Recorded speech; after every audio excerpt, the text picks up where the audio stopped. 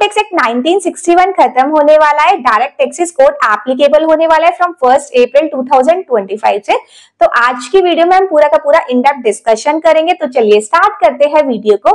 Hello everyone, welcome back to our YouTube channel knowledge warehouse. This is Charu Agarwal, by profession chartered accountant.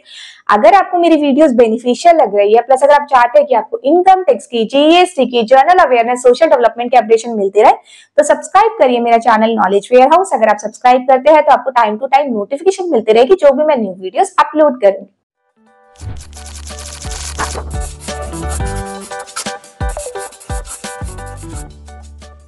यहाँ पर मैंने income tax India का Twitter account को open कर लिया है। तो यहाँ पर एक बहुत इंपॉर्टेंट पोस्ट किया गया है related to direct taxes code पे। तो देखते हैं वो क्या पोस्ट है। There are 4 major objective that we are aiming for. सबसे फर्स्ट इज सिंप्लीफाइड करना टैक्सेस, इम्प्रूव करना tax payer services, and then provide करना टैक्स की सर्टेनिटी, एंड जो फोर्थ वन इज रिड्यूस करना लिटिगेशन को कम से कम करना। विद इन 6 months के अंदर अंदर we will have some part of income tax act return in simple easy to understand language. It will be done keeping in mind Honorable Prime Minister Shri Narendra Modi vision of seamless, painless and faceless taxation system. तो देखिए यहाँ पर तो अभी recently 165 year of income tax celebrate किया गया है। तो वहाँ पर मैम ने एक स्पीच में एक अनाउंसमेंट की है। चलिए सुनते हैं कि वो क्या अनाउंसमेंट है। मैम की स्पीच भी सुनते हैं। This budget 24-25 I made very clear statements that there shall be 4 major objectives that we like to reach. Simplify taxes, improve taxpayer services, provide tax certainty, and reduce litigation. On all these 4 grounds, I can see a lot of work happening. I appreciate the board for being open-minded about how these steps can be taken forward, and with this announcement that which we've come up with, that within 6 months we will have the tax code or the income tax act, at least some parts of it very clearly written in simple, easy to understand language. There is a committee within the CBDT which is working on it, and I'm happy to say the lines and the 3 goals which the Honorable Prime Minister had mentioned, seamless, painless and faceless, will be kept in mind even as we are working on it. तो सबसे पहले 1886 में आया income tax, उसके बाद कुछ amendments की गई 1922 में, देन 1961 में। अब जैसे कि मैम ने बताया है कि फरवरी 2025 में जब बजट आएगा तो हमारे पास नया आएगा डायरेक्ट टैक्सेस कोड, जो कि एप्लीकेबल होगा 1 अप्रैल 2025 से। तो अभी से हम अपना माइंड प्रिपेयर कर लेते हैं कि पूरा जो है टैक्स हमारा चेंज होने वाला। डायरेक्ट टैक्सेस जो है, जैसे कि जीएसटी आया था 2017 में, ऐसे ही हमारा जो डायरेक्ट टैक्सेस कोड आने वाला है 2025 में। तो इसी से रिलेटेड मैंने आपको दिखाया भी, पोस्ट भी दिखाया, मैम वीडियोस भी आपके साथ, मैम की वीडियो भी आपके साथ शेयर की है। तो ऑलरेडी जो हो जाएंगे, ऑलरेडी 65 ईयर्स हो जाएंगे, उसके बाद जो है इनकम टैक्स में चेंज किया जाएगा। तो सबसे पहले मैं आपको बताती हूँ कि जो डायरेक्ट टैक्सेस कोड आया है उसकी हिस्ट्री क्या है। तो चलिए हिस्ट्री देखते हैं। Evolution of direct taxes code. The idea of direct taxes code is not new. नया नहीं है ये नहीं है कि अभी 2024 से ही चल रहा है, ये बहुत सालों पहले से ही इस पे जो है वर्किंग चल रही है। The government of India has been working on the initiative for over a decade.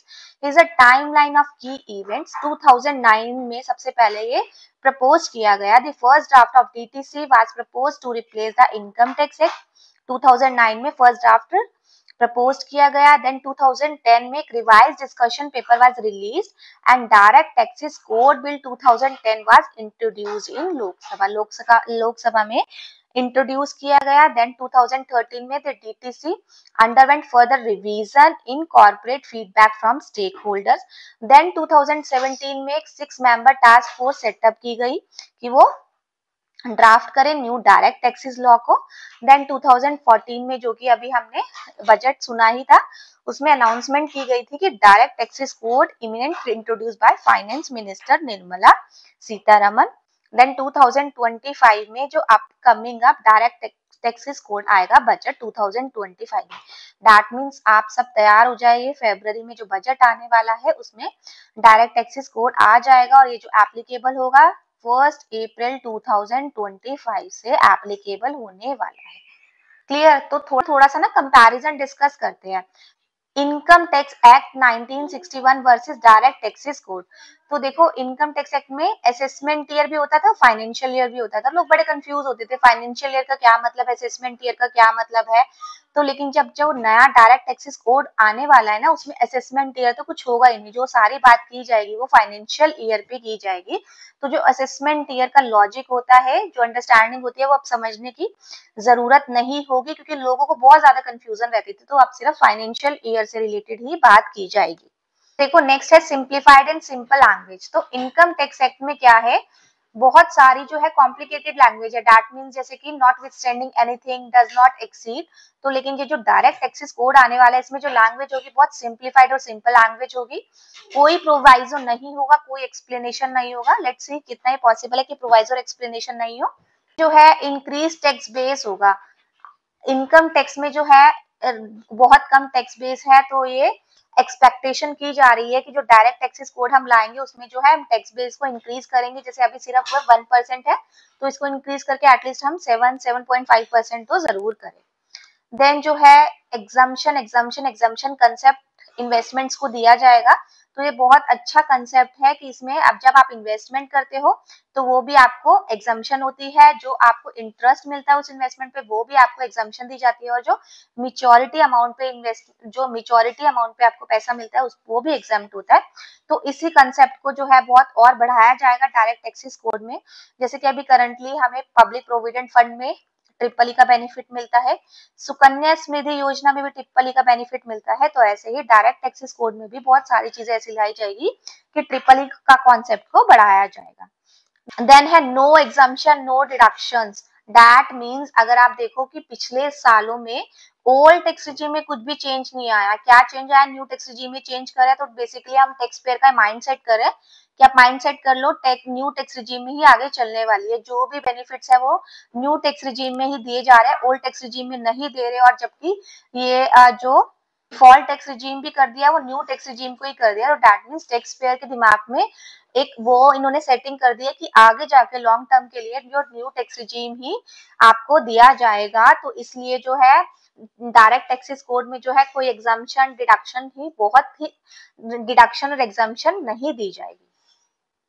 बाकी लेट्स सी देखते हैं और क्या क्या चेंजेस आते हैं। तो और भी जैसे कि आपको पता है कि अभी इस बार जो बजट आया था उसमें टीडीएस और टीसीएस में बहुत चेंजेस आया है। तो डायरेक्ट टैक्सेस कोड में बहुत सारी और भी इनकम को टीडीएस और टीसीएस में रखा जाएगा। इसका बेसिकली जो टैक्स रेट है वो तो कम होगा। जैसे अभी भी बहुत सारे जो है टैक्स रेट 5% से लेकर 2% रिड्यूस कर दिए गए हैं।